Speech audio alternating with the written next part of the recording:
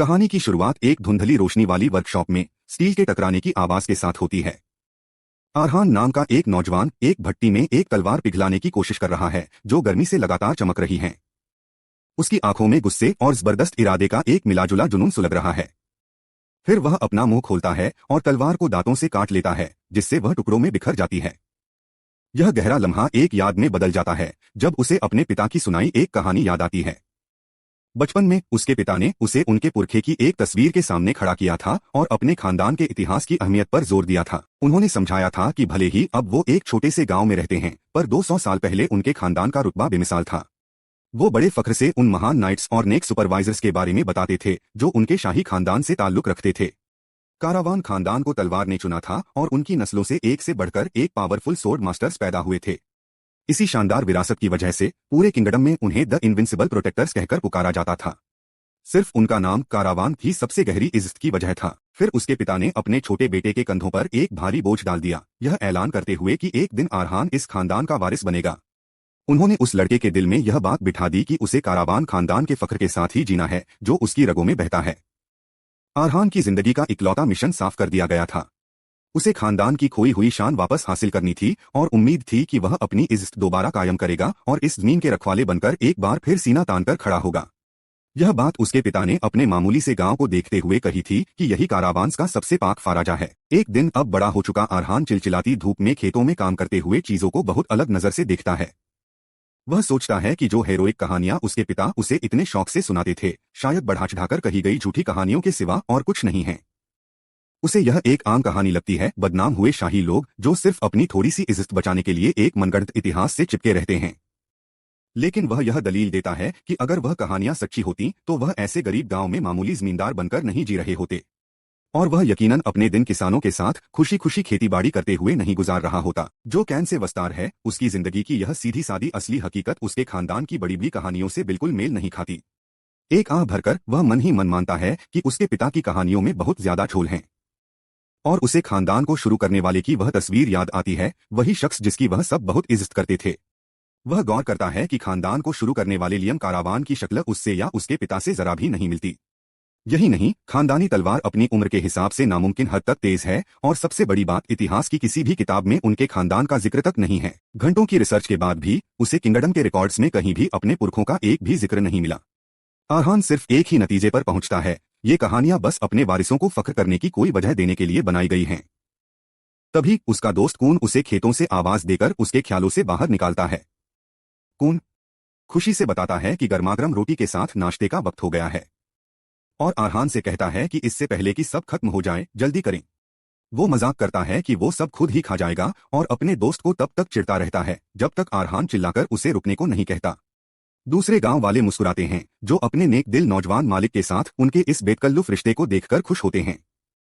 इस पर आरहान सोचता है कि तो क्या हुआ अगर कारवां एक महान खानदान नहीं है, यहाँ सब लोग उसे अपनाते हैं। बस यही मायने रखता है कि यहाँ के लोग उसे अपनों में से एक मानते हैं, और उसे यह जगह और इन लोगों के बीच एक पुरसुकून सादा जिंदगी जीने का मौका बहुत पसंद है।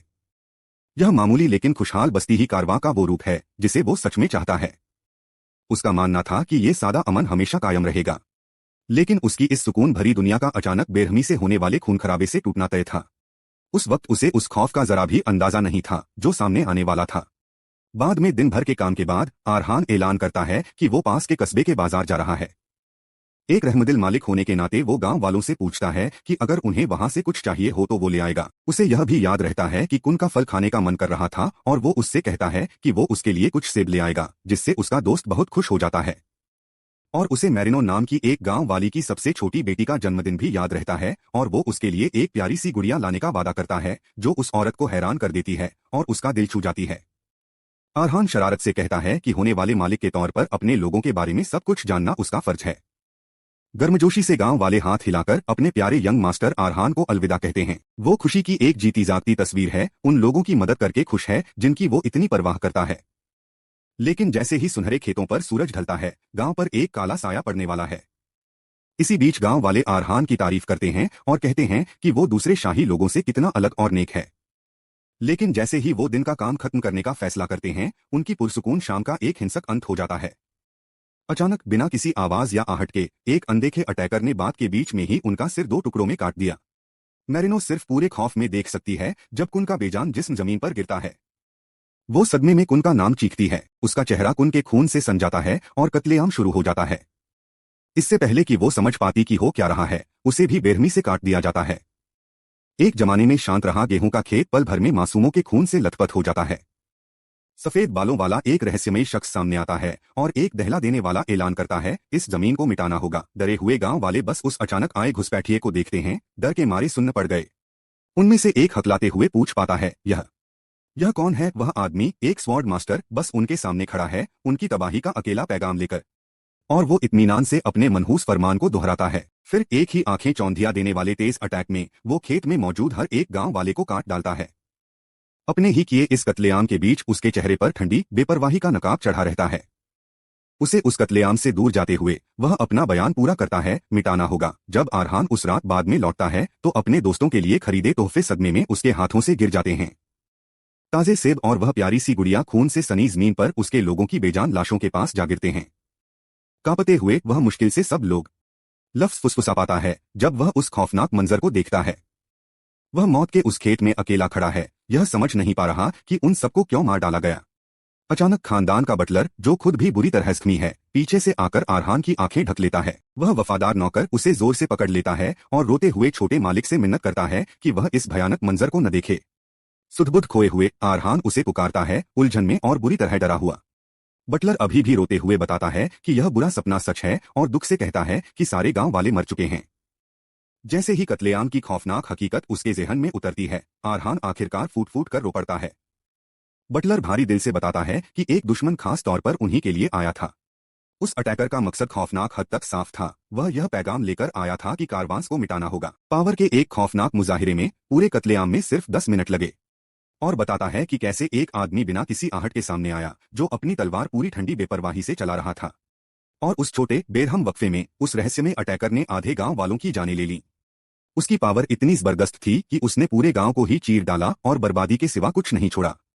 और वह स्वॉर्ड मास्टर बस बिना कुछ सोचे समझे उस तबाही के बीच से आराम से चलता गया। जब उससे सवाल किया गया तो उस कत्लेआम के लिए अटैकर का अकेला जवाब सादा और दहला देने वाला था, वह बस हुक्म मान रहा है। और बस इसी तरह बटलर बताता है, आधा कारवान तबाह हो गया, एक ही आदमी के हाथों बिना कोई निशान छोड़े मिटा दिया गया। पूरा गांव एक अकेले स्वॉर्ड मास्टर की लाई तबाही से पूरी तरह बर्बाद हो गया है। चांद की ठंडी रोशनी में कारवान मैंशन खामोश खड़ा है। अंदर आरहान और उसके बटलर का सामना एक भयानक और अचानक कत्लेआम से होता है। हमारा हीरो अपने दोस्तों और नौकरों की लाशों के बीच सुन्न खड़ा है। उसकी सांसें अटक जाती हैं, उसका दिमाग अपने सामने हुए इस कत्लेआम को समझ नहीं पा रहा। उसके सभी नौकरों और लोगों को बेरहमी से कत्ल कर दिया गया है। इस दहशत से पूरी तरह टूटकर वह घुटनों पर गिर पड़ता है और उसके हलक से एक दर्द भरी चीख निकलती है। मगर अपनी इस मायूसी में उसे एक जानी पहचानी आवाज अपना नाम पुकारती हुई सुनाई देती है। वह ऊपर देखता है तो सामने उसकी मां खड़ी है, इस अंधेरे में उम्मीद की एक अकेली किरण। वह उसकी तरफ दौड़ती है और उसे इस दहशत से बचाने की एक बेताब कोशिश में अपने करीब खींच लेती है और उसे जोर से गले लगा लेती है, इस बात पर राहत के आंसू बहाते हुए कि वह महफूज है। एक पल के लिए उसकी मां के गले लगने की गर्माहट उसे एक महफूज होने का एहसास देती है, लेकिन जैसे ही वह ऊपर देखता है, वह सुकून देने वाली हकीकत बिखरने लगती है जब वह अपने सामने अपने बुरी तरह जख्मी बाप को देखता है, जो चल भी नहीं पा रहे। उसके टूटे हुए और खून से लथपथ बाप। वे बस इतना पूछ पाते हैं, क्यों? मगर यह कत्लेआम तो कारवान परिवार पर आने वाली तबाही की बस शुरुआत थी। आरहान याद करता है कि कैसे उस अजीब स्वॉर्ड मास्टर ने उनके आधे इलाके को तबाह करने के बाद उसके माँ बाप को बख्श दिया था। वह आदमी एक दहला देने वाला अल्टीमेटम देता है कि वह 1 महीने में वापस लौटेगा और हुक्म देता है कि अगर वे जिंदा रहना चाहते हैं तो अपना घर छोड़ दें। आरहान के माँ बाप बस यही सवाल करते रह जाते हैं कि उन पर यह कहर क्यों टूटा। उसका बाप अपनी तलवार को जकड़े हुए इस अटैक की वजह समझ नहीं पा रहा और उस जाते हुए साय पर चीखता है, यह पूछते हुए कि उन्होंने आखिर ऐसा कौन सा गुनाह किया है, लेकिन उसके क्यों के जवाब में उसे सिर्फ सर्द खामोशी मिलती है। वह स्वॉर्ड मास्टर बस इतना कहता है कि उसका मकसद उसका अपना नहीं है और वह तो बस हुक्म पूरा कर रहा है। उन ना समझने वाले लफ्जों के साथ वह आदमी चला जाता है और बचे हुए गांव वाले भागना शुरू कर देते हैं, एक मास एक्सोडस में। वे अपना सामान बांधकर अपने घर बार पीछे छोड़ देते हैं, लेकिन कारवान परिवार के लिए जाना कोई ऑप्शन नहीं है। आरहान का बाप एक लॉर्ड होने की अपनी जिम्मेदारी के बोझ तले पूरी तरह कुचल जाता है। वह पागलपन की गहराइयों में उतर जाता है, अपने खानदान के शानदार माजी से चिपका रहता है और एक ग्रेट नाइट होने की बातें बड़बड़ाता रहता है। पागलपन के आलम में वह आसमान की तरफ देखकर उस बड़ी बुराई का सामना करने की कसम खाता है।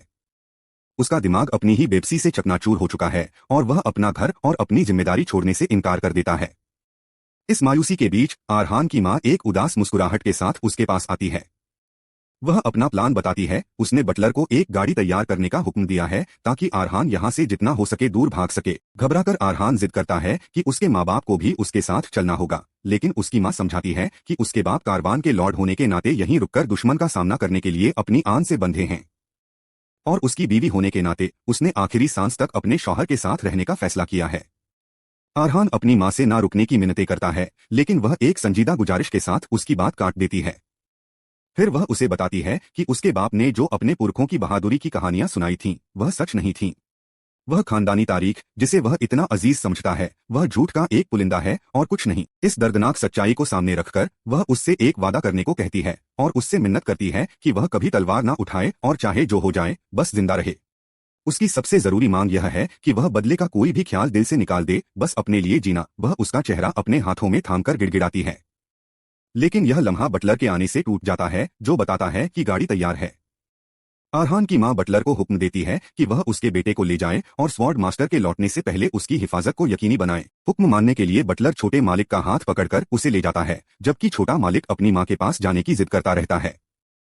गहरे दुख और इरादे की मिलीजुली नजर से वह उन्हें जाते हुए देखती है। आरहान उसके लिए चीखता रहता है, जबकि बटलर जोर देता है कि उसे जाना ही होगा। जैसे जैसे उसकी मां धुंधली होती जाती है, वह बेतहाशा उसकी तरफ हाथ बढ़ाता है। होता है वह बेतहाशा हाथ बढ़ाता रहता है जैसे जैसे उसकी मां और दूर होती जाती है। वापस हवेली में एक दरवाजा खुलने से खामोशी टूट जाती है। अंदर अपनी स्टडी में आरहान का बाप बिखरी हुई किताबों के बीच खड़ा है, जिसने मायूसी में दीवारों में लगी कीलों पर अपना ही सर मारा है और वह लगातार कीलों पर अपना सर पटकता रहता है। उसके माथे से खून टपक रहा है। उसकी बीवी अंदर आती है और उसे गले लगा लेती है, यह कहते हुए कि अकेले यह तकलीफ सहना बंद करो और आखिरी पल तक उसके साथ रहने का वादा करती है, उनके आखिरी लम्हों में उसे सुकून देते हुए। इसी बीच बटलर गाड़ी को दूर एस्टेट से दूर भगाए लिए जा रहा है। वह आरहान को तसल्ली देने की कोशिश करता है, यह कहते हुए कि उसे इस दर्दनाक तबाही को सहना ही होगा, और उस स्वॉर्ड मास्टर को एक कैलामिटी बताता है, एक कुदरती आफत जिसे पार पाना इंसानी ताकत से बाहर है। फिर वह छोटे मालिक से कहता है कि उसे इस तबाही को जैसा है वैसा ही कबूल करना होगा। उसकी आखिरी गुजारिश यही है कि अगर आरहान जिंदा रहना चाहता है तो सब कुछ भूल जाए, ठीक वैसे ही जैसे उसके माँ बाप चाहते थे। अचानक वह गाड़ी का पिछला हिस्सा खाली देखकर हैरान रह जाता है। आरहान चलती गाड़ी से कूद जाता है। वह अकेले जाने की बात कबूल ना कर पाने की वजह से वापस हवेली की तरफ दौड़ पड़ता है। उसके दिमाग में बस एक ही ख्याल दौड़ रहा है, वह भला अपने माँ बाप को पीछे कैसे छोड़ सकता है। अपनी बेताबी में वह कसम खाता है कि वह अकेला भाग नहीं सकता। वह सोचता है कि एक कहने को कलामिटी आखिर है तो एक इंसान ही जिसे दिल में तीर मारकर मारा जा सकता है। और वह सोचता है कि उसने पिछला 1 महीना एक जानलेवा पॉइजन तैयार करने में बिताया है। अगर वह बस उसे उस तीर से मार दे तो वह उसे मार सकता है। इस पॉइजन के साथ उसे यकीन है कि वह अपने माँ बाप की हिफाजत कर सकता है। लेकिन जैसे ही वह पहुंचता है, वह एक खालिस दहशत भरे मंजर को देखकर सुन्न रह जाता है। अपने सामने का नजारा देखकर उसकी आंखें हैरत और दहशत से चौड़ी हो जाती हैं। वह देखता है कि उसके बाप का कटा हुआ, खून से लथपथ सर एक बैनर के साथ छत से लटका हुआ है। आरहान की मां की लाश पर खड़े होकर स्वॉर्ड मास्टर उनकी रेजिस्टेंस को बेवकूफी करार देता है। वह आरहान को देखने के लिए मुड़ता है और मजाक उड़ाते हुए पूछता है कि क्या वह आखिरकार मौत को गले लगाने लौट आया है, और नफरत से कहता है कि उसने तो रहम दिखाया था, फिर भी यह लड़का वापस आना चुनता है। अपनी मां की लाश को देखते ही आरहान के हलक से एक वहशी चीख निकलती है। दर्द और गुस्सा उसे पूरी तरह अपनी चपेट में ले लेते हैं और उसकी कत्ल हुई मां का नजारा उसे बर्दाश्त की हद से पार ले जाता है। गम और गुस्से से बेकाबू होकर आरहान के मुंह से एक मायूस बदले की आग में जलती चीख निकलती है। गुस्से में अंधा होकर वह चिल्लाया, मैं तुझे मार डालूंगा, मर जा। लेकिन इससे पहले कि वह तीर चला पाता, उसे अपना सर कटने का एक जबरदस्त खौफ महसूस होता है। मगर यह सिर्फ उसका वहम था। वह अपना क्रॉसबो गिरा देता है और घुटनों के बल गिर पड़ता है। अपना सर कट जाने का डर उसे बेबस कर देता है। तड़पते हुए लड़के को नीचे देखते हुए वह गौर करता है कि आरहान अभी 18 का भी नहीं है, और वह लड़के की जान बख्शने का फैसला करता है। उससे कहता है कि वह खुद को खुशकिस्मत समझे और जाकर अपनी मायूसी में डूब मरे। वह उसे चेतावनी देता है कि इस सरजमी पर कारवान नाम का एक भी निशान नहीं रहना चाहिए। फिर वह अपनी आखिरी धमकी देता है, अगर आरहान ने खानदान की नस्ल को आगे बढ़ाने की हिम्मत की तो वह उसे फिर से ढूंढ निकालेगा। इतना कहकर वह लड़के को उसके माँ बाप की लाशों के बीच अकेला छोड़ जाता है। पूरी तरह हारा हुआ आरहान बस लाचारी भरी खामोशी में जमीन को घूरता रह जाता है। वह अपनी माँ की लाश की तरफ घिसटता है। उसकी अपनी बेबसी एक कुचल देने वाले बोझ की तरह है और उसे गोद में उठाकर कुछ भी ना कर पाने की गहरी मायूसी में सिसकियां लेने लगता है। बदला लेने की उसकी बेताब कोशिश पूरी तरह से नाकामयाब हो जाती है। उस पल में उसे सच में यकीन हो जाता है कि वह अपना सब कुछ खो चुका है, या कम से कम वह यही सोचता है, जब तक कि उसके खानदान की तलवार से एक अजीब रोशनी चमकने नहीं लगती।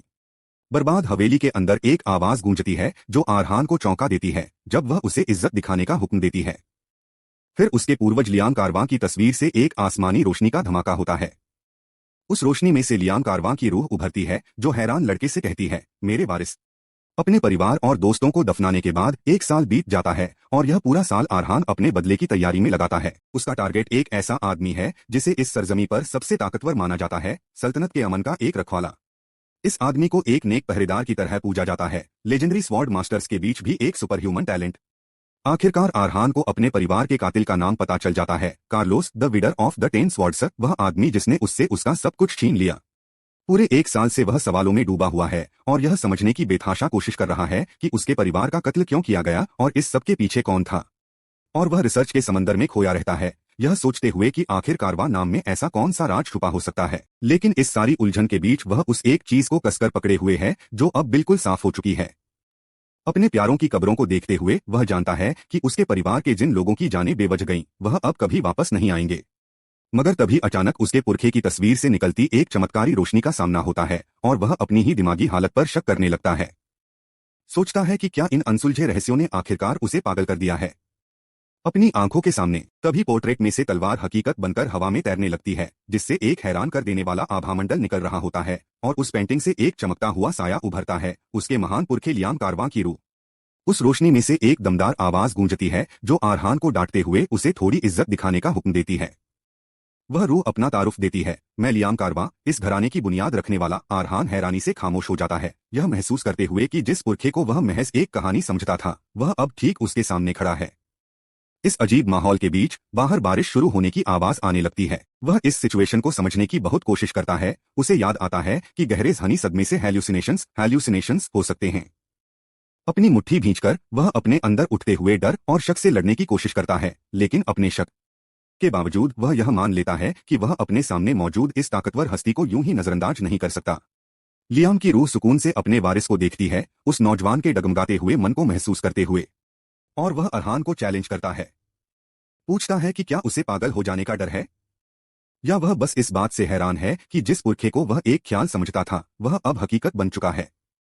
आरहान सावधानी से पूछता है कि क्या वह रूह सच में कारवान परिवार की बुनियाद रखने वाली है, यानी लियाम कारवान, तारीख का सबसे ताकतवर स्वॉर्ड मास्टर। 1 साल से दबे हुए दर्द को बाहर निकालते हुए वह जानना चाहता है कि यह महान हीरो सिर्फ अभी क्यों सामने आ रहा है।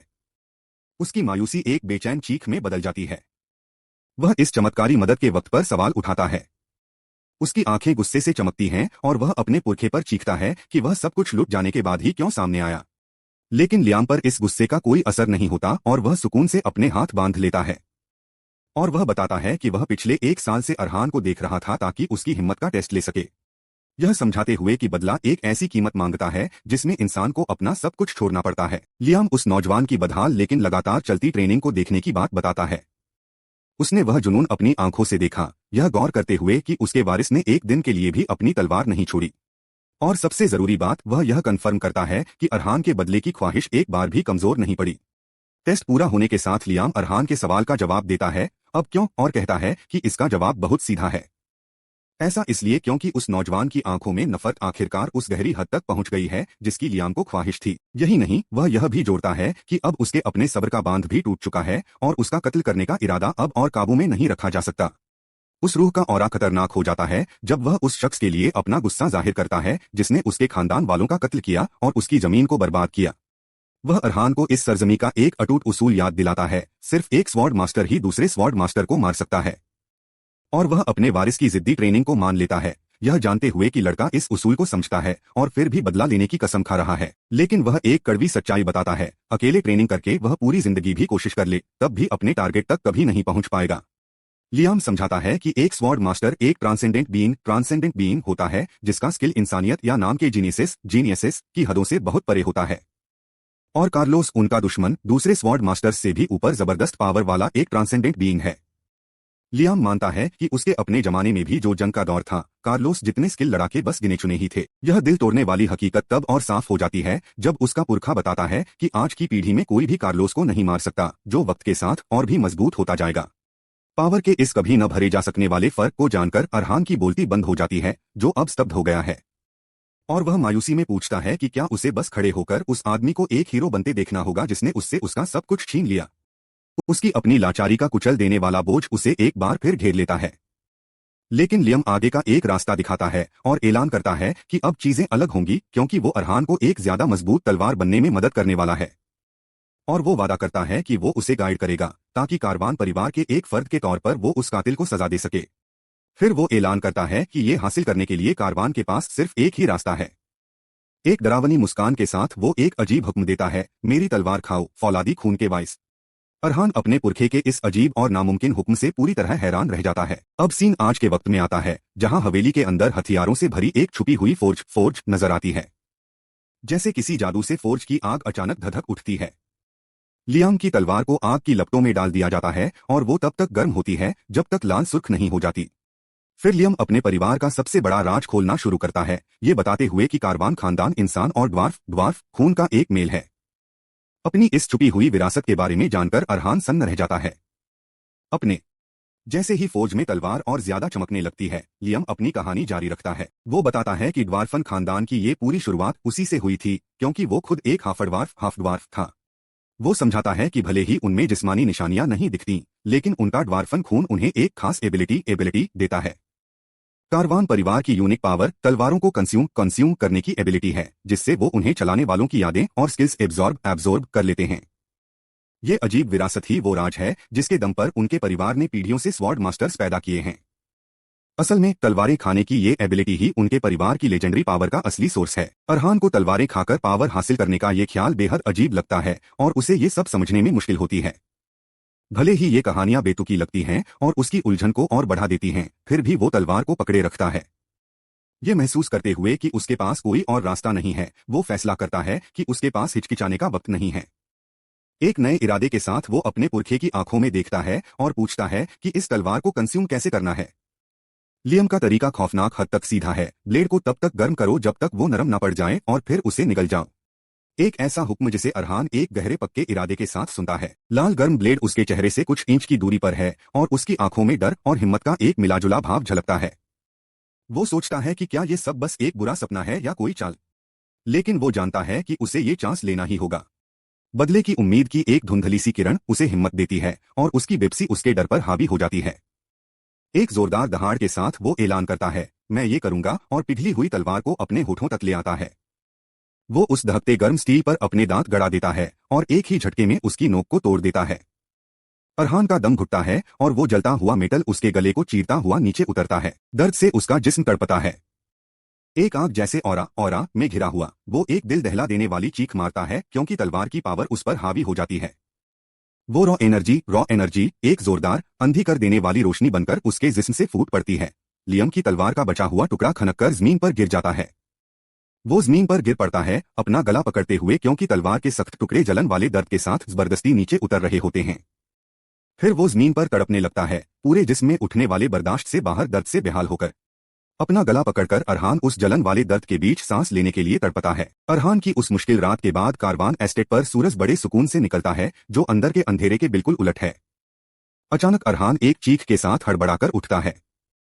अपने पुरखे की तलवार कंज्यूम करने का वो दर्द उसके जहन में अभी भी ताजा है। हांफते हुए उसे अचानक एहसास होता है कि वो जिंदा है।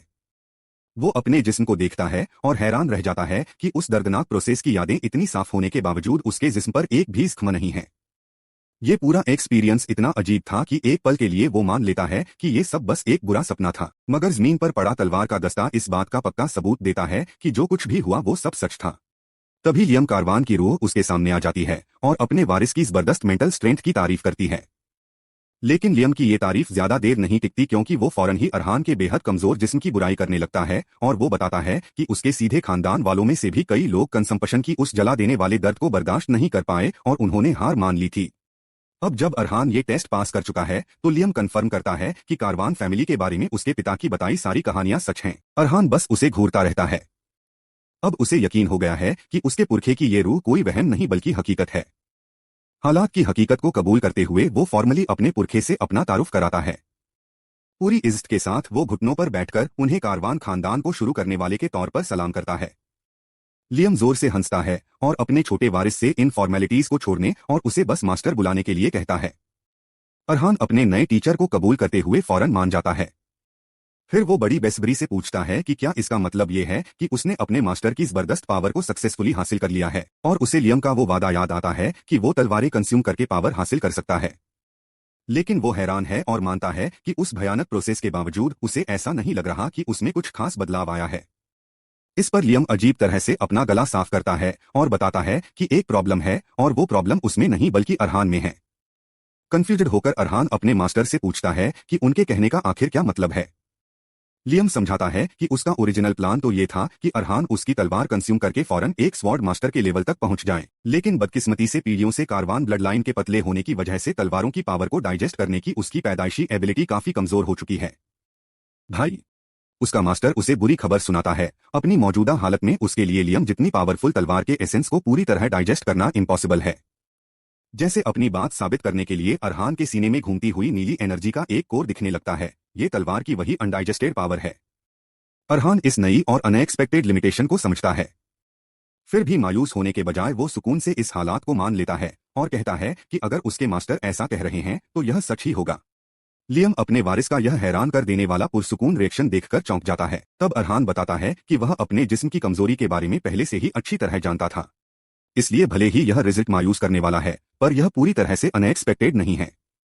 और वह उम्मीद से कहता है कि उसके मास्टर ने कहा था कि यह उसकी करंट स्टेट में इम्पॉसिबल है, जिसका मतलब यह हुआ कि आगे चलकर यह पॉसिबल है।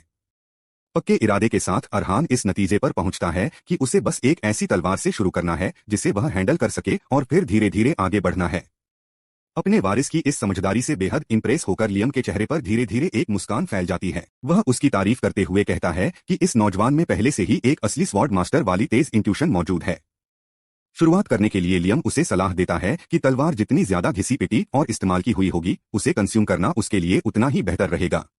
इसके बाद वह अरहान को एक बहुत बड़ी बंजर जमीन पर ले जाता है जो पुरानी लड़ाइयों के कबाड़ से अटी पड़ी है। एक घटिया हथियार ढूंढने के लिए यह एक परफेक्ट जगह है। लियम कबाड़ के उस पहाड़ के सामने अरहान के साथ खड़ा होता है और उसके लिए एक परफेक्ट स्टार्टर स्वॉर्ड चुनने का वादा करता है। उस उदास मंजर को देखते हुए लियम मजाक करता है कि यह एक ऐसी जगह है जो किसी नेक्रोमेंसर को बहुत पसंद आएगी।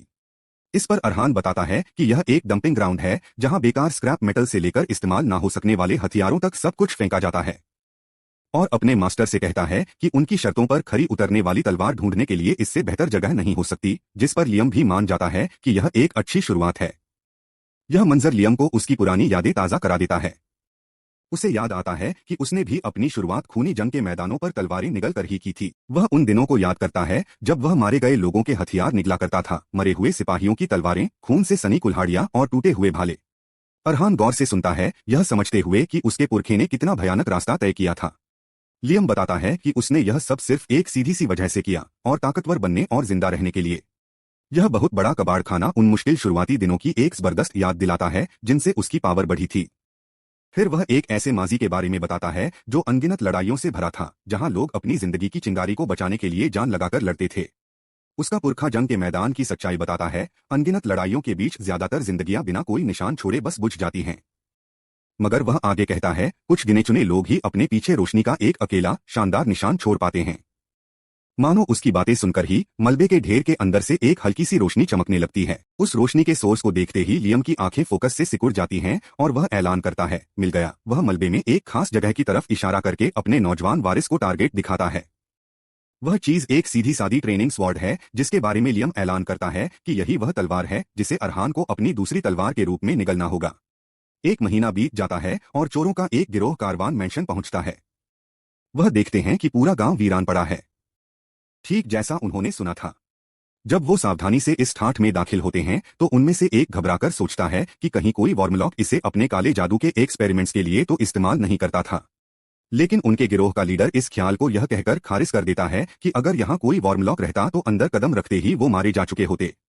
इसके बजाय उन्हें लगता है कि यह हवेली शायद किसी कंगाल हो चुके नोबल का अड्डा है।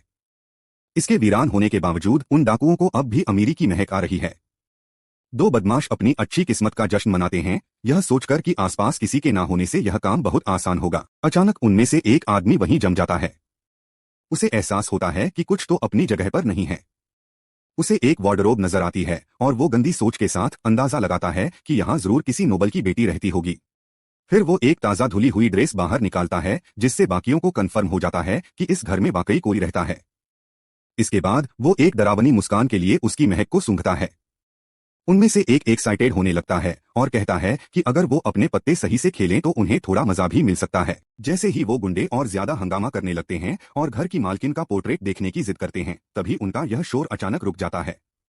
एक शांत लेकिन रोकदार आवाज पूरे हॉल में गूंजती है, जो उन्हें हुक्म देती है, रुको। एक अंधेरे दरवाजे से इस हवेली का नौजवान मालिक अरहान कारवां बाहर निकलता है। वो उन घुसपैठियों को ठंडे लहजे में बताता है कि उसकी माँ को साफ सफाई बहुत पसंद थी और उन्हें हुक्म देता है कि उनका सामान नीचे रख दें। एक सख्त एक्सप्रेशन के साथ रोशनी में आते हुए वो उन सब से बात करने की पेशकश करता है। उस नौजवान लड़के के अचानक सामने आ जाने से डाकू हैरान होकर एकदम खामोश हो जाते हैं। वो तेजी से उसे आंकते हैं, जबकि उनमें से एक निराश होकर बड़बड़ाता है कि यह तो लड़का है, कोई औरत नहीं। अरहान आराम से उन लोगों से पूछता है कि क्या वो खाना ढूंढने आए हैं या बस रहने के लिए कोई जगह है। फिर वो उन्हें एक मौका देता है और कहता है कि अगर उनके इरादे नेक हैं तो वो उन्हें मेहमानों की तरह रखने के लिए तैयार है। डाकुओं का सरदार उसकी पेशकश पर हंसता है और मजाक उड़ाते हुए उस नौजवान मालिक से पूछता है कि क्या उसका दिमाग खराब हो गया है, और वो ताना मारते हुए उसकी और बेइज्जती करता है कि उस जैसे नोबल्स में जरा भी कॉमन सेंस नहीं होता। वो खतरनाक अंदाज में आगे बढ़ता है और अरहान से कहता है कि उसे बाहर निकलकर यह तमाशा करने के बजाय कहीं छुपा ही रहना चाहिए था।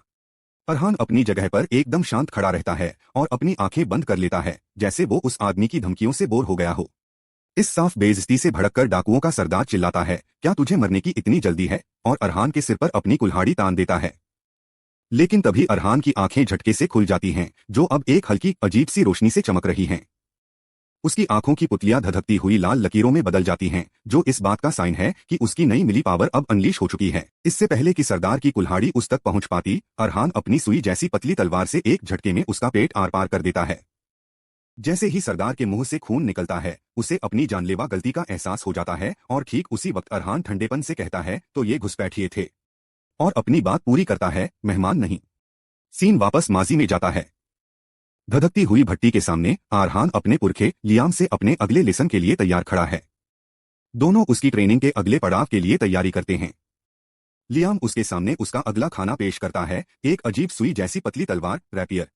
अरहान उस ब्लेड को जांचता है और सोचता है कि यह तलवार कम और एक मामूली सुई ज्यादा लग रही है। वह अपनी चिंता जाहिर करता है कि यह नाजुक हथियार टूट सकता है, लेकिन उसका पुरखा उसे यकीन दिलाता है कि इसे ऐसा ही बनाया गया है।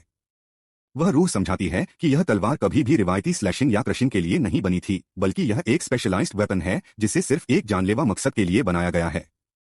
जिंदगी और मौत की लड़ाई में इसका डिजाइन सिर्फ एक चीज के लिए है, दुश्मन के वाइटल पॉइंट्स को भेदना। इसे एक ही सटीक स्ट्राइक से दुश्मन की जिंदगी को तेजी से और हमेशा के लिए खत्म करने के लिए बनाया गया है। वह ऐलान करता है कि यह एक ऐसी तलवार है जो सिर्फ थ्रस्ट करने के लिए बनी है। हैरान होकर अरहान सिर्फ थ्रस्ट करने के लिए बनाई गई तलवार के इस्तेमाल पर सवाल उठाता है। हमेशा की तरह परखने वाली नजरों से लियाम सही अंदाजा लगा लेता है कि उसका वारिस सोच रहा है कि इसकी जगह कोई भाला ही क्यों नहीं इस्तेमाल कर लें, और यह सवाल गलत भी नहीं है। लेकिन वह उसे बताता है कि इस तलवार में बसी यादें अरहान के कमजोर और नाजुक शरीर के लिए सबसे ज्यादा काम की चीज हैं। अपनी बात समझाने के लिए वह उस तलवार के इतिहास के बारे में एक चौंकाने वाला सच बताता है। इसकी पिछली मालिक ने अपनी मौत से पहले अकेले ही इसका इस्तेमाल करके 2000 से ज्यादा दुश्मनों की जानें ली थीं, और इससे भी ज्यादा हैरान करने वाली बात यह थी कि यह लेजेंडरी वॉरियर एक औरत थी जिसका जिस्म अरहान से भी ज्यादा दुबला पतला था। वह उसे हिदायत देता है कि इस हथियार को वह इज्जत दे जो इसने कमाई है, और इसमें मौजूद पावर और तजुर्बे के लिए शुक्रगुजार होकर इसे कंज्यूम करने को कहता है। पक्के इरादे के साथ अरहान भट्टी की तरफ बढ़ता है, उस ब्लेड और उसके इतिहास को कंज्यूम करने के लिए तैयार। जैसे ही वह तलवार को गर्म करता है, लियाम उसे चेतावनी देता है कि भले ही इसके गुनाह हल्के हैं, लेकिन जो जिंदगी यह साथ लिए है वह बेहद भारी है। उसका पुरखा वादा करता है कि एक वक्त में इस रैपियर को चलाने वाली औरत की यादों को अपनाकर अरहान बहुत कुछ हासिल करेगा। जैसे ही तलवार कंज्यूम होती है, वह उसकी पिछली मालिक की यादों से भर जाता है, जिसकी शुरुआत एक जलती हुई हवेली की तस्वीर से होती है।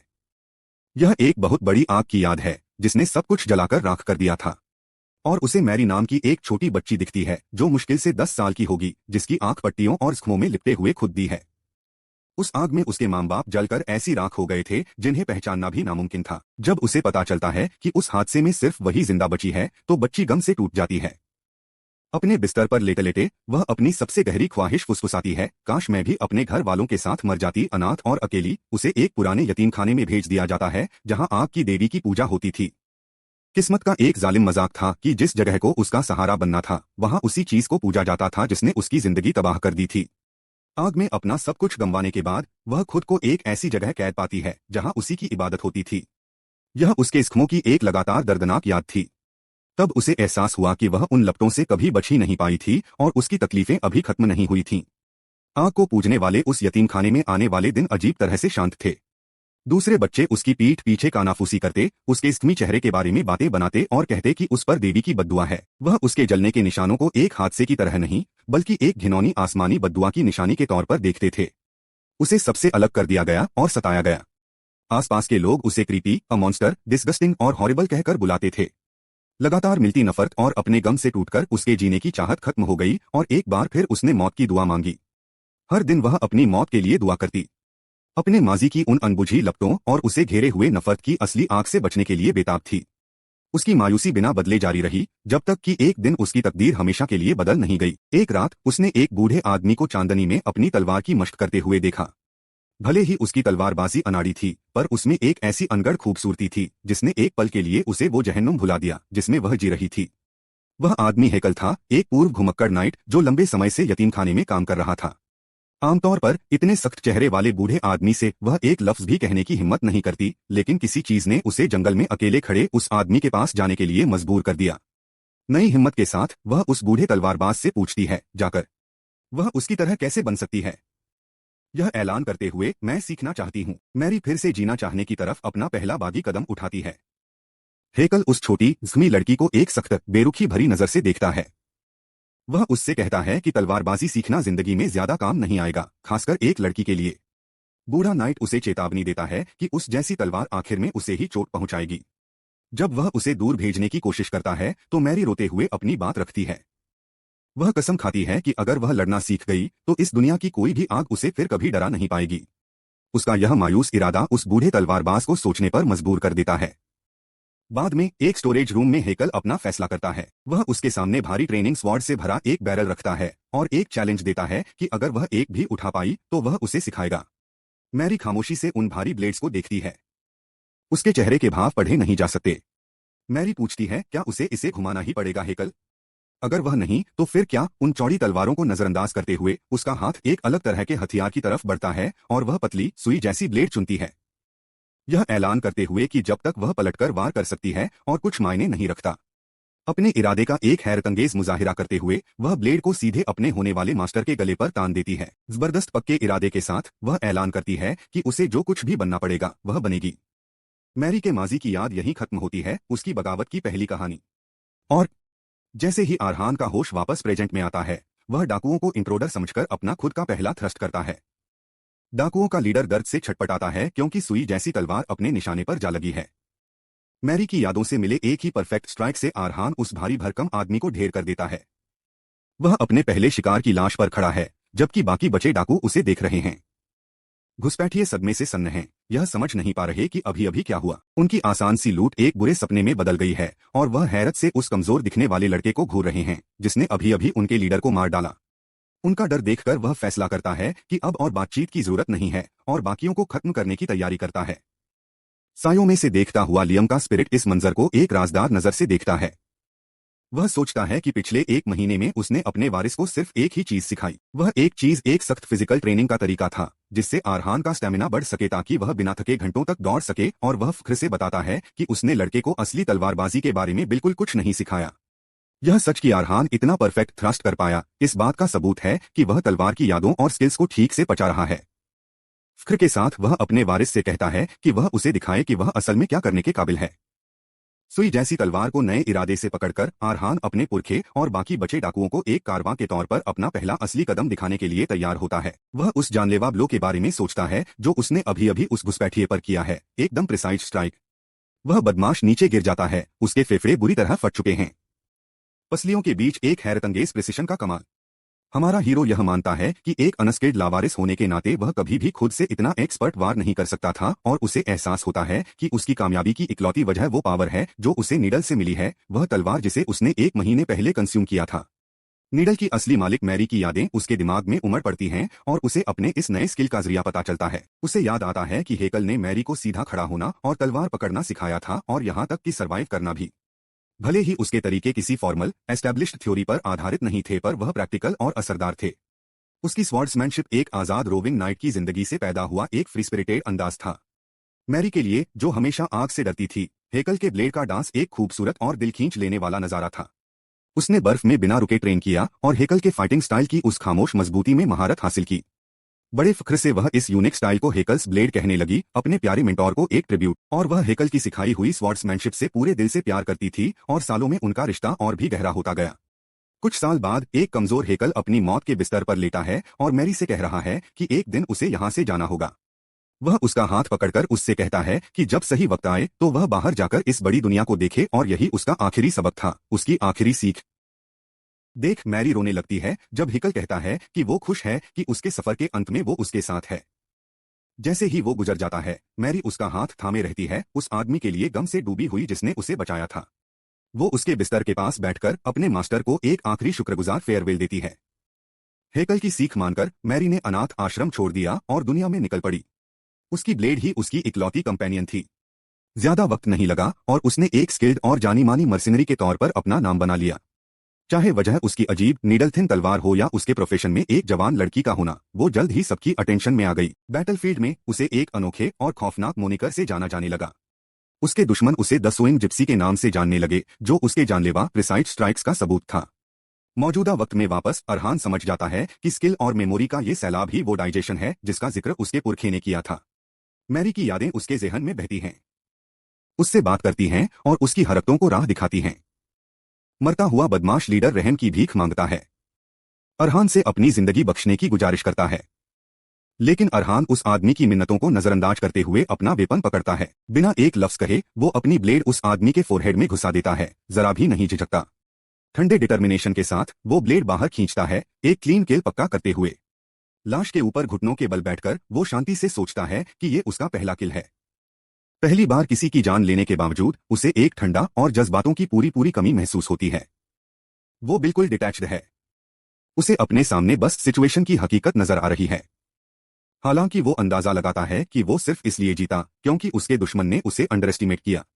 एक ऐसी गलती जो बाकी बदमाश नहीं दोहराएंगे। फिर वो दूसरे घुसपैठियों को देखता है और सोचता है कि उन्होंने अभी तक उस पर चार्ज क्यों नहीं किया। नंबर्स में ज्यादा होने के बावजूद वो अपनी जगह फ्रोजन हैं, उनके चेहरों पर डर साफ नजर आ रहा है। इलियम की रूह उसके पीछे दिखाई देती है और समझाती है कि वो लोग बस बुरी तरह डरे हुए हैं। इलियम बताता है कि उसकी हरकतें एक बिगिनर के हिसाब से कुछ ज्यादा ही स्किल्ड थीं और इसीलिए वो इतने डरे हुए हैं। बदमाश आपस में पैनिक कर रहे हैं, एक ऐसे डर में जकड़े हुए जो उनके जजमेंट पर पर्दा डाल रहा है। और इलियम समझाती है कि डर के इस लेवल की वजह से वो अरहान को उसकी असलियत से कहीं ज्यादा पावरफुल बीइंग समझ रहे हैं। फिर वो अरहान को बताता है कि वो अपने डरे हुए दुश्मनों की नजरों में क्या बन चुका है। उनके लिए वो अब एक लड़का नहीं बल्कि तलवार चलाने वाला एक फींड है। इस नई आइडेंटिटी को अपनाते हुए अरहान आगे की तरफ छलांग लगाता है। उसकी ठंडी नजरें अपने डरे हुए टारगेट्स पर टिकी हैं। अब स्ट्राइक करने का वक्त आ गया है। एक बदमाश अपनी हिम्मत जुटाकर स्विंग करता है, ये चीखते हुए कि वो इस लड़के को मार डालेगा। अरहान आसानी से उस क्लमसी डर से किए गए अटैक को डॉच करता है और अपनी एड़ी पर घूम जाता है। अब जब उसका दुश्मन पूरी तरह खुला है, वो एक काउंटर अटैक की तैयारी करता है। उसकी आंखें जानलेवा इरादे से ग्लोइंग हैं। वो एक तेज लेथल स्ट्राइक करता है और उसके शिकार की गर्दन से खून फूट पड़ता है। जैसे ही एक और दुश्मन गिरता है, उसका दिमाग हेकल की आवाज से भर जाता है, जो मैरी की यादों से गूंज रही है। हेकल का सबक सामने आता है, एक ऐसी औरत होने के नाते जिसके पास ना तो ब्रूट स्ट्रेंथ थी और ना ही स्टैमिना, वो लंबी लड़ाइयां अफोर्ड नहीं कर सकती थी। एक और बदमाश चीखता है और एक स्पीयर से वार करता है, अपनी पूरी ताकत उस ब्लो में झोंक देता है। अरहान छलांग लगाकर इस पावरफुल लेकिन स्लो अटैक को आसानी से डॉच कर लेता है। हेकल की आवाज उसके दिमाग में गूंजती रहती है, उसे लड़ाई पहले या ज्यादा से ज्यादा दूसरे अटैक में ही खत्म करनी थी। इस सबक पर अमल करते हुए वो करीब जाकर अपनी ब्लेड बदमाश के आर्म में घुसा देता है। बदमाश की आंखें शौक और दर्द से चौड़ी हो जाती हैं जब नीडल लाइक तलवार अपना निशाना ढूंढ लेती है। आखिरी डिसिसिव अपवर्ड थ्रस्ट के साथ अरहान अपने दुश्मन को चीर देता है, बिल्कुल वैसे ही जैसे हेकल ने मैरी को सिखाया था। हेकल का बुनियादी फलसफा उसके दिमाग में गूंजता है, इस पर फोकस मत करो कि तुम्हारे पास क्या नहीं है, बल्कि अपनी ताकतों को और चमकाओ। बचा हुआ आखिरी बदमाश खौफ से देखता है कि कैसे उसके साथियों को एक डरावनी एफिशिएंसी के साथ काटा जा रहा है। मैरी की सबसे बड़ी ताकत जो अब उसकी थी, वो थी उसकी नेचुरल फ्लेक्सिबिलिटी, एक डांसर का जिस्म। यही फ्लेक्सिबिलिटी उसे किसी भी पोस्चर से अटैक करने की इजाजत देती थी और किसी भी एंगल से, जिससे उसकी चालें अनप्रेडिक्टेबल और डेडली बन जाती थीं। उसके यूनिक स्टाइल को चैनल करते हुए आरहान हवा में एक ग्रेसफुल एक्रोबैटिक मोशन में पलटता है और वो आखिरी बदमाश पर ऊपर से हमला करता है। उसकी ब्लेड एक नामुमकिन एंगल से स्ट्राइक करने के लिए तैयार है। वो आदमी चीखता है जब आरहान की ब्लेड उसका सिर भेद देती है और वो ऐलान करता है कि वो दुश्मन की जान को निशाना बना सकता है। हमारा हीरो खामोशी से जमीन पर उतरता है, जबकि आखिरी घुसपैठिया उसके पीछे जमीन पर गिर जाता है। इसके बाद वो अपना ध्यान आखिरी बचे हुए पर डालता है, जो पूरी हैरानी और खौफ से कांप रहा है। अपने आखिरी लम्हों में उसे एक लड़का नहीं बल्कि एक खौफनाक कातिल फींड नजर आता है। चांद की फीकी रोशनी में आरहान अपना भयानक काम पूरा करता है। जिन गुंडों को उसने मारा था, उनकी लाशों को दफनाने के बाद उसका सामना अपने पुरखों से होता है। इलियम उस थके हुए नौजवान के सामने आता है और पूछता है कि क्या उसने आखिरकार कारवां के तरीकों पर से अपना शक दूर कर दिया है, और समझाता है कि एक तलवार को डाइजेस्ट करने से मिली स्टैमिना के साथ आरहान अब लो लेवल खतरों से निपटने के लिए काफी ताकतवर हो चुका है। तब ही वो पूरे भरोसे से कहता है कि 4 अनट्रेंड गुंडे ऐसे दुश्मन हैं जिन्हें अब वो अकेले आसानी से संभाल सकता है। वो गर्व से ऐलान करता है कि एक कारवां जब जिंदगी और मौत की लड़ाई का सामना करता है तो और भी ताकतवर बन जाता है। आरहान को एक झटके से एहसास होता है कि उसके मास्टर ने उनकी पावर के बारे में जो कुछ भी बताया था वो सब सच है। उसे याद आता है कि जैसे जैसे लड़ाई आगे बढ़ी, उसका जिस्म और फ्लेक्सिबल होता गया और सोर्समैन मैरी की यादें बिल्कुल साफ हो गईं। उसके तजुर्बे को चैनल करके अब वो पूरी दुनिया के खिलाफ अकेले लड़ने का एहसास समझता है। वो सोचता है कि क्या लड़ाई के बीच में हुई ये जबरदस्त ग्रोथ ही डाइजेशन की पावर थी जिसके बारे में इलियम बात कर रहा था। इस पर इलियम अपने वारिस को पूरी संजीदगी से यकीन दिलाता है, यह कहते हुए कि जब बात तलवार की हो तो वो कभी झूठ नहीं बोलता, और उसे चेतावनी देता है कि उसका भविष्य ऐसी मुश्किलों से भरा होगा जो इतनी दर्दनाक होंगी कि वो मौत की दुआ मांगेगा। उसकी चेतावनी और गहरी होती है। वो वादा करता है कि आने वाली मुसीबतें आज की लड़ाई को एक ब्लेसिंग की तरह महसूस कराएंगी। इस भयानक भविष्यवाणी के बावजूद वो पूछता है कि क्या आरहान अब भी इस मुश्किल रास्ते पर चलने को तैयार है। आरहान अपनी मुट्ठी भींचता है। उसका इरादा जरा भी नहीं डगमगाता और वो ऐलान करता है कि हर रास्ता सही है अगर वो उसे कालोज के गले तक ले जाए। पक्के इरादे के साथ वो अपने किस्मत को कबूल करता है और इलियम को पूरी तरह से अपना मास्टर मान लेता है। लेकिन उसका भरोसा फौरन टूटकर बिखर जाता है जब वो खुद को एक नई खौफनाक हालत में पाता है। एक सीधी खड़ी चट्टान से लटकते हुए हाँफ रहा आरहान ये सोचने लगता है कि क्या ये सच में सही रास्ता है। उसकी नई ट्रेनिंग एक बहुत बड़ी चट्टान पर एक बेरहम फ्री क्लाइंब उसे उसकी आखिरी हद तक धकेल देती है। जैसे ही उसकी पकड़ के नीचे से पत्थर टूटते हैं, वो उस वीरान ऊंची चट्टान पर चढ़ने के लिए जद्दोजहद करता है। चट्टान से खतरनाक तरीके से लटकते हुए उसका इरादा कमजोर पड़ने लगता है और वो एक बार फिर अपने मास्टर के तरीकों पर सवाल उठाता है। इलियम उसके बगल में नमूदार होता है और उसे डांटता है कि अपने ऐलान के इतनी जल्दी बाद उसने शक को वापस क्यों आने दिया। हालांकि वो ये भी मानता है कि आरहान की हर चीज पर सवाल उठाने की आदत बचपन से ही उसकी एक ताकत रही है। इसे एक ताकत मानते हुए भी वो कहता है कि ये एक ऐसी आदत है जिसे उन्हें आखिरकार ठीक करना होगा। लेकिन फिर भी इलियम उसकी बिना पूछी गई बात का जवाब देने का फैसला करता है। वो अपना सबक शुरू करता है, पहले 2 रैंक समझाते हुए, सोर्ड बिगिनर और हुनरमंद सोर्ड वॉकर। वो आगे बताता है सोर्ड रनर के बारे में जो बैटलफील्ड की रीड होता है, और सोर्ड एक्सपर्ट एक ऐसा हीरो जो अकेले ही जंग का रुख पलट सकता है। इन सबके ऊपर एक रैंक है जो सभी सोर्ड्समैन पर राज करता है। ये आखिरी स्टेज एक ऐसी हस्ती है जो इतनी ताकतवर है कि उसे भगवान की तरह पूजा जाता है। नाइट्स की एक पूरी लीजन ऐसे किसी की ताकत के आगे घुटने टेक देती है।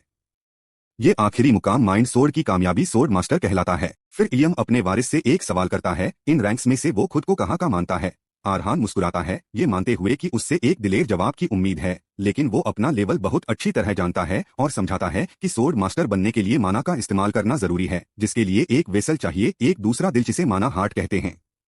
क्योंकि उसने अभी तक माना हार्ट नहीं बनाया है, वो मान लेता है कि वो एक बिगिनर के तौर पर भी क्वालिफाई नहीं करता और अपनी इस समझदारी से इलियम को इम्प्रेस कर देता है। इलियम उसके अंदाजे को सही ठहराता है और उसे नौसिखियों का भी नौसिखिया कहता है और बताता है कि ये ट्रेनिंग उसे बिगिनर लेवल तक लाने के लिए है।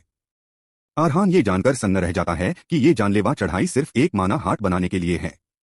वो यकीन न करते हुए चिल्लाता है, सवाल करता है कि वो सिर्फ एक दिल बनाने के लिए अपनी जान जोखिम में क्यों डाल रहा है। अपनी जान बचाने के लिए लटकते हुए उसे समझ नहीं आता कि वो इस मामूली से काम के लिए इतना खतरनाक रास्ता क्यों अपना रहे हैं। वो बहस करता है कि आज के जमाने में कोई भी सिर्फ एक अल्केमिस्ट का पोशन पीकर यही नतीजा पा सकता है, या फिर एक वॉकर लेवल का नाइट किसी इंसान में माना इन्फ्यूज कर कि उसके सेंसेस को जगा सकता है और एक माना हार्ट बना सकता है। फिर वो बताता है कि ये तरीका इतना आसान है कि ऊंचे खानदान की वो औरतें भी जो सिर्फ सेल्फ डिफेंस सीखती हैं, आसानी से माना हार्ट बना सकती हैं। झुंझलाकर वो पूछता है कि आसान रास्ता लेने के बजाय वो इस पुराने और खतरनाक तरीके पर क्यों अड़े हुए हैं। इतने आम से मकसद के लिए अपनी जानलेवा ट्रेनिंग की बेतुकी बात उसे पूरी तरह से हैरान कर देती है। इलियाम इत्मीनान से इस बात पर राजी होता है कि माना हार्ट बनाना मुश्किल नहीं है और नॉर्मल तरीके भी काम करेंगे। लेकिन वो समझाता है कारावांस के खून में फौलाद की अटूट ताकत होती है, जिसके लिए उतना ही मजबूत वेसल चाहिए। उसका बुजुर्ग बताता है कि एक कारावान के लिए मामूली दिल काफी नहीं होगा, क्योंकि वो सिर्फ एक इंसान के लेवल तक ही पहुंच सकता है। एक सोर्ड मास्टर के लेवल तक सच में पहुंचने के लिए वो जोर देता है, एक कारावान के पास एक चीज होनी ही चाहिए, एक जरूरी हिस्सा जो पूरी दुनिया से टकरा सके और उस पर एक खरोंच भी ना आए, एक हार्ट ऑफ स्टील। और वो ऐलान करता है कि ऐसा ताकतवर दिल बनाने का सिर्फ एक ही तरीका है, जिस्म को लगातार मौत के कगार पर धकेलना होगा, ताकि वो एक माना हार्ट की जरूरत महसूस करे और उसे खुद बना ले। ये ट्रेनिंग इतनी थका देने वाली है कि इलियाम के खानदान वालों में से भी बहुत कम लोग ही इसे कभी पूरा कर पाए हैं। ये प्रोसेस इतना दर्दनाक और भयानक है कि ज्यादातर लोग या तो हार मान लेते हैं या मारे जाते हैं। लेकिन वो कुछ लोग जो आखिर तक टिके रहे, वो सच्चे सोर्ड मास्टर बने।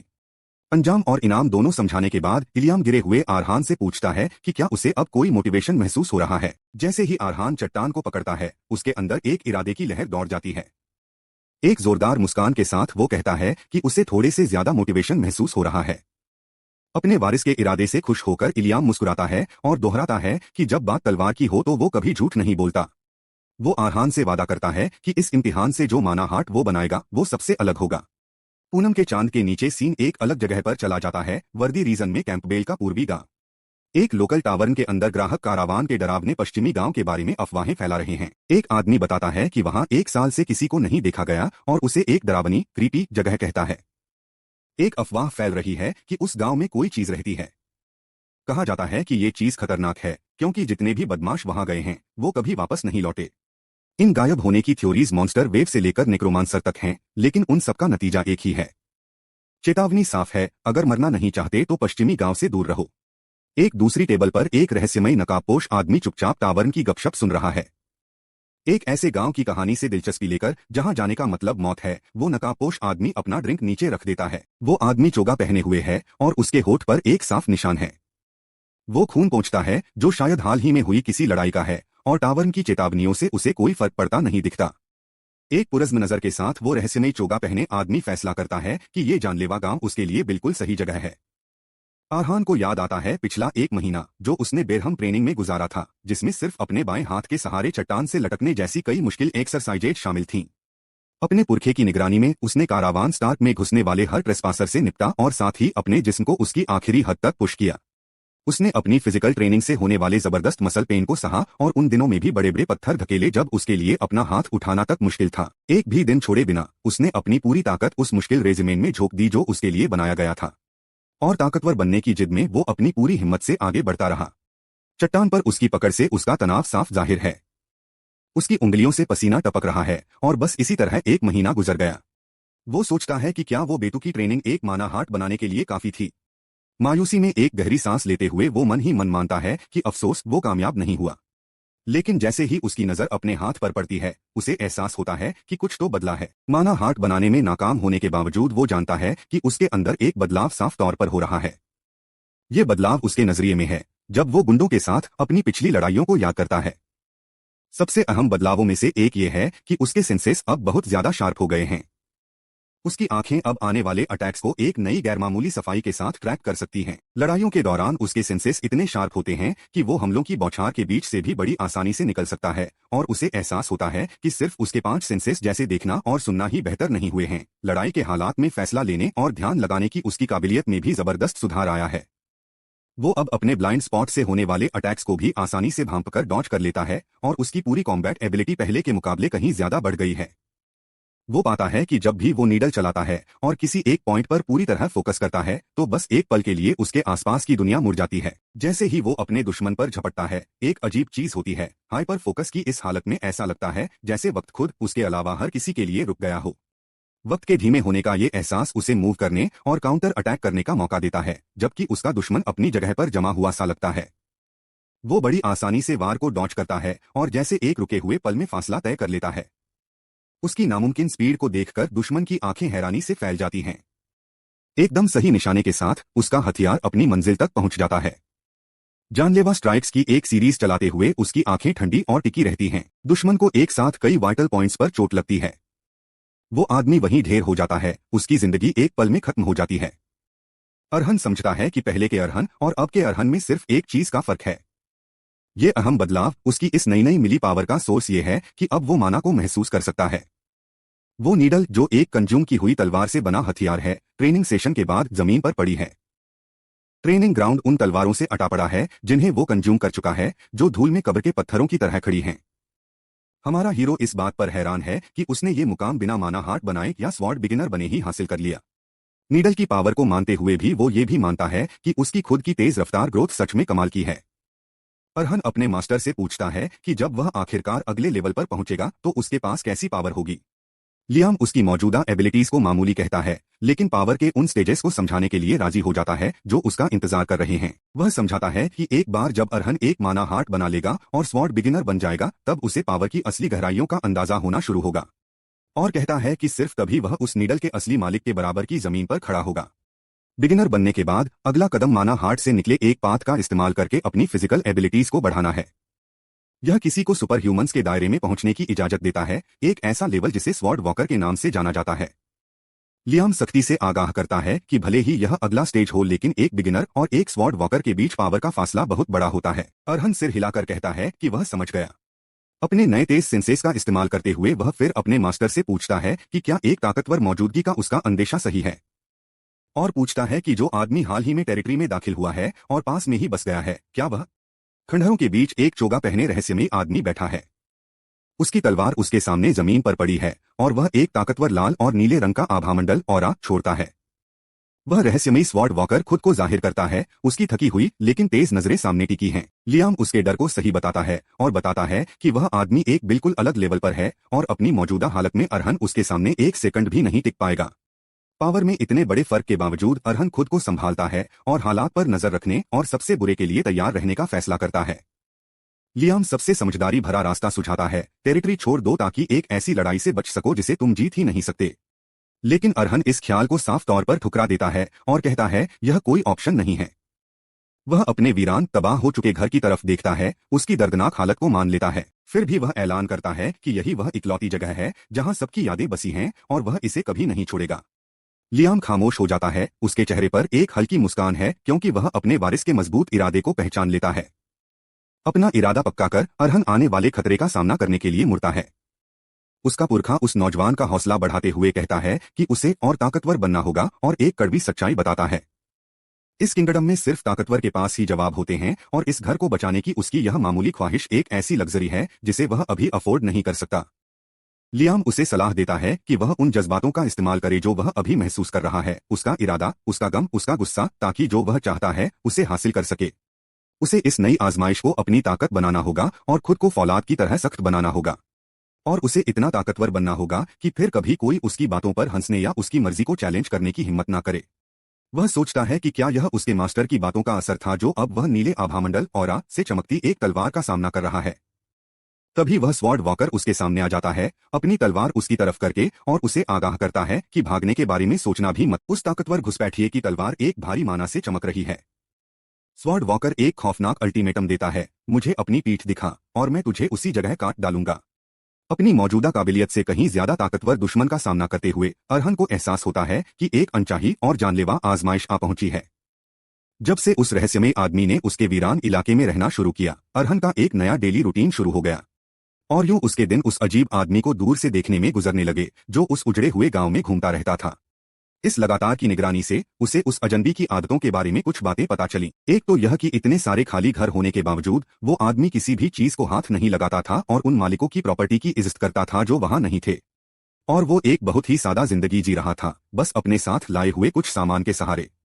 अरहन ने यह भी नोटिस किया कि वो आदमी हर रोज सूरज ढलते वक्त उसे देखते देखते अपनी ही सोच में खो जाता था। दूसरे वक्तों में वो दुआ करने के लिए जंगल में चला जाता, जिससे हमारा प्रोटागोनिस्ट एक ही नतीजे पर पहुंचा। परछाइयों से देखते हुए उसने धीरे से खुद से कहा, यह रहस्यमयी मेहमान एक नाइट लगता है। लियाम की रूह इस बात से सहमत होती है और उस आदमी को एक स्वॉर्ड वॉकर के तौर पर पहचानती है जो उसूलों और तौर तरीकों को सख्ती से मानता है, तब भी जब कोई देख ना रहा हो। उसका पूर्वज बताता है कि ऐसे अड़ियल लोग बहुत कम होते हैं और ज्यादातर नाइट्स की इलांस में ही पाए जाते हैं। इस पर अरहन उम्मीद से कहता है कि एक नाइट जो इंसाफ पर चलता हो वो पहला पड़ोसी होने के लिए इतना बुरा भी नहीं होगा। लेकिन लियाम उसकी नासमझी पर हंसता है और उसे आगाह करता है कि भले ही नाइट्स इज्जत के पीछे भागते हैं, उन्हें नेक कहना गुमराह करने जैसा है। वो समझाता है कि एक नाइट का ऑनर बहुत सब्जेक्टिव होता है और आखिरकार उस शख्स से तय होता है जिसके लिए उसने वफादारी की कसम खाई हो। आखिर में वो कहता है, एक नाइट का कोड उसके मालिक की मर्जी और दौलत से तय होता है। आंखों में एक बेरहम चमक के साथ वो रूह अरहन को नाइट शब्द का असली जालिम मतलब सिखाने के लिए तैयार होती है। वो उन्हें जल्लादों के सिवा और कुछ नहीं बताता जो ऑनर का बहाना इस्तेमाल करके मारकाट करते हैं और मांगे गियर पहने हुए वो बस ऐसे दुश्मन हैं जिन्हें मारना बहुत ज्यादा मुश्किल होता है। फिर वो उसे आगाह करता है कि टाइटल से धोखा ना खाए बल्कि उस आदमी के असली वजूद को देखे और परखे। और फिर वो अरहन के सबसे कीमती और अनोखे टैलेंट के बारे में बताता है, शक करने की एबिलिटी। हैरान होकर अरहन सवाल करता है कि शक करना आखिरकार एक टैलेंट कैसे हो सकता है। लियाम समझाता है कि बचपन में भी जब वो अपने बाप की कहानियां सुनने का नाटक कर रहा होता था, वो छुपकर उनकी सच्चाई की जांच कर रहा था। पावर मिलने के बाद भी वो उसके नशे में नहीं डूबा, बल्कि उसने ऑब्जर्वेशन और एक अजीब सेंसिटिविटी का इस्तेमाल करके जवाब ढूंढे, ठीक वैसे ही जैसे उसने डाकुओं के साथ किया था। उसका पूर्वज शक को इस तरह से बताता है कि यह दिखावे से गुमराह ना होने और सच्चाई तक पहुंचने के लिए किसी भी तरीके का इस्तेमाल करने की जिद है। फिर वो ऐलान करता है कि जो लोग शक नहीं कर सकते वो कभी अपनी हदों को पार नहीं कर पाएंगे। आंखों में एक नई समझ के साथ अरहन सुनता है जब लियाम उसे बताता है कि यही खासियत तलवार के लिए उसका असली टैलेंट है। वो इस सबक को मान लेता है और धीरे से कहता है, समझ गया। अपने पूर्वज की बातें याद रखने का वादा करके वो अपना ध्यान वापस दुआ करते हुए स्वॉर्ड वॉकर पर लगाता है। अब इस सबक को आजमाने का वक्त था। अपनी इतनी सारी ऑब्जर्वेशंस के बावजूद उसने उस अजीब आदमी के सामने अपना गार्ड कभी पूरी तरह नीचे नहीं किया था। तो जब यह तय हो गया कि वो आदमी कोई घुसपैठिया नहीं है, अरहन ने धीरे धीरे उसके पास जाने का फैसला किया और उसका मकसद साफ था, उस आदमी को अपना पड़ोसी बनने की दावत देना। लेकिन उसका प्लान पूरी तरह से बिगड़ने वाला था। इससे पहले कि वो कुछ बोल पाता स्वॉर्ड वॉकर मुड़ता है और यह जाहिर करता है कि उसे उसकी मौजूदगी का शुरू से पता था और उसे भागने से मना करता है। यह देखकर डर से हमारे हीरो के पसीने छूट जाते हैं। स्वॉर्ड वॉकर की ब्लेड एक खतरनाक नीले ऑरा से चमकती है और वो एक सख्त चेतावनी देता है। वो अरहन को आगाह करता है कि अगर उसने अपनी पीठ दिखाने की हिम्मत की तो उसे वहीं पर काट दिया जाएगा। अपनी रैपियर को पकड़ते हुए हमारे हीरो को एहसास होता है कि सुकून से जान पहचान करने की उसकी कोशिश पूरी तरह से उल्टी पड़ गई है। इस तनाव भरे माहौल में रैपियर की पिछली मालिक मैरी की एक याद ताज़ा हो जाती है, एक औरत जिसे कभी 10 विंग जिप्सी के नाम से जाना जाता था। उसकी यादों में उस नाम ने उसे शोहरत दिलाई थी और जाने माने मर्सिनरी ग्रुप्स उसे रिक्रूट करने की कोशिश करते थे। लेकिन इसी शोहरत की वजह से गुंडे और चैलेंजर्स भी उसकी तरफ खींचे चले आते थे जो खुद इन अफवाहों को आजमाना चाहते थे। और जैसे जैसे वो इन कभी ना खत्म होने वाली लड़ाइयों से निपटती गई, उसके दिमाग में एक घमंडी ख्याल जड़ पकड़ने लगा। जैसे जैसे वो बड़ी आसानी से अपने दुश्मनों को हराती गई, उसे यकीन होने लगा कि वो सिर्फ एक अजीब मर्सिनरी नहीं है। एक भरोसे से भरी मुस्कान के साथ वो यह मानने लगी थी कि वो एक सच में ताकतवर स्वॉर्ड सवुमन बन चुकी है। मगर वो पल जिसने उसका घमंड तोड़ दिया, जिसकी निशानी उसकी तलवार की टूटी हुई नोक थी, बहुत जल्दी आ गया। रेड हॉक्स का एक नाइट उसके सामने आया और उसे उसके मशहूर नाम से पुकारा। उसने मजाक उड़ाते हुए कहा कि उसका निकनेम ऐसी कमजोर तलवार के लिए बिल्कुल सही है और उसके घमंड को चूर चूर कर दिया। उस बहुत बड़े, पूरी तरह से आर्मर्ड नाइट को देखते ही उसका सारा खुद पर भरोसा हवा हो गया। एक ही झटके में उसने बड़ी आसानी से उसे पकड़ लिया और उसे एक मामूली मर्सिनरी बताकर नजरअंदाज कर दिया। उसने ताना मारते हुए यहाँ तक कहा कि अगर वो एक औरत ना होती तो वो उस जैसे कीड़े को वहीं पर मार डालता। और उसने ऐलान किया कि वो सिर्फ इसलिए जिंदा बची क्योंकि रेड हॉक नाइट्स का नियम है कि वो औरतों और बच्चों को नहीं मारते। उसे एक तरफ फेंकते हुए उसने कहा कि वो अपनी बाकी की जिंदगी उनकी इस शराफत के लिए शुक्रगुजार रहे। हालांकि उस पल में उसे अपने सामने एक नापार की जा सकने वाली दीवार का एहसास हुआ। यह वो दीवार थी जो उसके जैसी एक मर्सिनरी और एक सच्चे नाइट के बीच खड़ी थी। वापस प्रेजेंट में अरहन को एहसास होता है कि जिस नाइट ने मैरी को हराया था वो भी यकीनन एक स्वॉर्ड वॉकर के स्टेज तक पहुंच चुका था। वो घबराहट में थूक निकलता है, यह समझते हुए कि उसकी यादों में जो मैरी थी वो अभी के अरहन से कहीं ज्यादा ताकतवर थी, फिर भी उसे एक पल में हरा दिया गया था। जैसे जैसे स्वॉर्ड वॉकर करीब आता है, अरहन पर मौत का एक जबरदस्त एहसास हावी हो जाता है। ये आने वाली तबाही का एहसास उस वक्त से भी ज्यादा साफ है जब वो अपने सेंसेस को ट्रेन करने के लिए एक चट्टान से लटकता था। फिर भी इस जबरदस्त दबाव की वजह से उसका दिल डर से नहीं बल्कि एक नई मिली पावर की लहर से जोर जोर से धड़कने लगता है। लड़खड़ाने के बजाय जानलेवा खतरे के सामने उसका दिल और भी मजबूत होता जा रहा है।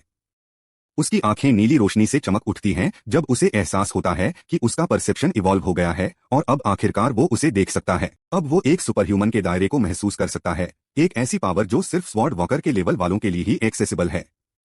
और वो उस आदमी के माना को उसके जिस्म से बाहर एक उरा की तरह बहते हुए देख सकता है जो उसके हर ऑफेंस और डिफेंस को एम्प्लीफाई कर रहा है। और एक पल की समझ में वो अपनी फौरन और मुकम्मल हार को अपनी आंखों के सामने देख लेता है। अब वो स्वॉर्ड वॉकर के पास से जाहिर होने वाले जबरदस्त पावर गैप को सच में समझ चुका है। आखिरकार स्वॉर्ड वॉकर बोलता है और सवाल करता है कि उस पर नजर क्यों रखी जा रही थी। साथ ही इलाके में एक अटैकर की अफवाहों का जिक्र करता है और वो इस निगरानी की एक जायज वजह मांगता है और आगाह करता है कि वरना उसे एक दुश्मन समझा जाएगा। आरहान आराम से अपनी वजह बताता है, वो ये देखने के लिए नजर रख रहा था कि वो आदमी एक मेहमान है या घुसपैठिया। नाइट जवाब देता है, यह समझना मुश्किल है और साफ साफ बताओ। आरहान बताता है कि वो यहीं का रहने वाला है, यहीं पैदा हुआ और पला बढ़ा।